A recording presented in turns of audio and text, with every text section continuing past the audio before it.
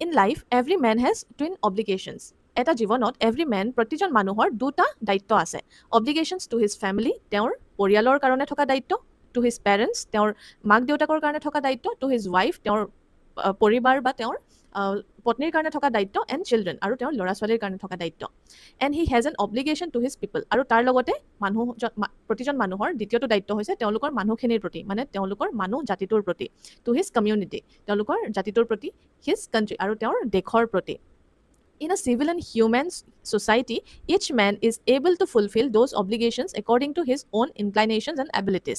এখন সভ্য আৰু এখন মানৱীয় সমাজত each man, প্ৰতিজন মানুহ, able to fulfill those obligations according to his own inclinations. প্ৰতিজন মানুহেই সক্ষম সেই ডিউটিসমূহ ফুলফিল কৰিবলৈ, সেই ডিউটিসমূহ পূৰ কৰিবলৈ according to his inclinations, তেওঁৰ নিজৰ স্বাভাৱিক ভাৱ ধাৰণাৰ মতে এণ্ড এবিলিটিজ, আৰু নিজৰ সমৰ্থতাৰ মতে প্ৰতিজন মানুহেই সেই দুয়োটা দায়িত্ব, প্ৰথমটো নিজৰ পৰিয়ালৰ প্ৰতি, নিজৰ মাক দেউতাক, নিজৰ পত্নী, ল'ৰা ছোৱালীৰ প্ৰতি, আৰু দ্বিতীয় দায়িত্বটো যোনটো হৈছে তেওঁৰ জাতিটোৰ প্ৰতি বা মানৱীয় সমাজখনৰ প্ৰতি। সেই দুয়োটা দায়িত্ব এখন ছ'চাইটিত, এখন সভ্য আৰু মানৱীয় সমাজত প্ৰতিজন মানুহে ফুলফিল কৰিব পাৰে।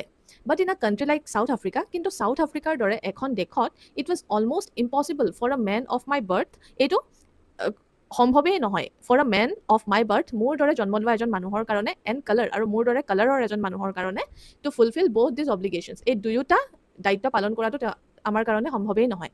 ইন চাউথ আফ্ৰিকাত আ মেন অফ কালাৰ, এজন কালাৰ থকা মানুহ বা কৃষ্ণাংগ মানুহৰ, who attempted to live as a human being, যোনজনে এজন মানুহ হিচাপে জীয়াই থাকিবলৈ চেষ্টা কৰে, পানিছড এণ্ড আইচলেটেড, তেওঁক শাস্তি দিয়া হয় আৰু তেওঁক একাষৰীয়া বা অকলশৰে ৰখা হয়। আইচলেটেড মানে অকলশৰে বা একাষৰীয়াকৈ। In South Africa, a man who tries to fulfill his duty to his people, এজন মানুহ যোনে তেওঁৰ মানুহখিনিৰ প্ৰতি, আন মানুহখিনিৰ প্ৰতি থকা দায়িত্বসমূহ পালন কৰিবলৈ চেষ্টা কৰে, was inevitably ripped from his family and his home, তেওঁক কমপ্লিটলি মানে বিচ্ছিন্ন কৰি পেলোৱা হয় তেওঁৰ পৰিয়ালৰ পৰা আৰু তেওঁৰ ঘৰৰ পৰা, and was forced to live a life apart, আৰু তেওঁক ফ'ৰ্চ কৰা হয়, তেওঁক বল দিয়া হয় এটা অকলশৰীয়া বা দূৰত থাকি এটা জীৱন কটাবলৈ।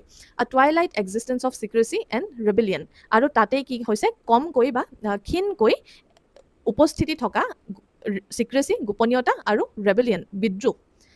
মানে ইয়াতে কোৱা হৈছে চাউথ আফ্ৰিকাত এজন মানুহ যোনে নিজৰ মানুহখিনিৰ প্ৰতি থকা দায়িত্ব পূৰ কৰিবলৈ বিচাৰে, তেওঁক নিজৰ পৰিয়াল, নিজৰ ঘৰৰ পৰা বিচ্ছিন্ন কৰি পেলোৱা হয়, তেওঁক অকলশৰে থাকিবলৈ বাধ্য কৰোৱা হয়, আৰু তাৰ মাজতেই থাকে এটা কমকৈ গোপনীয়তা আৰু বিদ্ৰোহৰ ক্ষীণ আশা। I did not in the beginning choose to place my people above my family. In the beginning, প্ৰথম সময়ছোৱাত I did not choose, মই চুজ কৰা নাছিলোঁ বা মই বিচৰা নাছিলোঁ, to place my people, মোৰ মানুহখিনিক স্থান দিবলৈ above my family,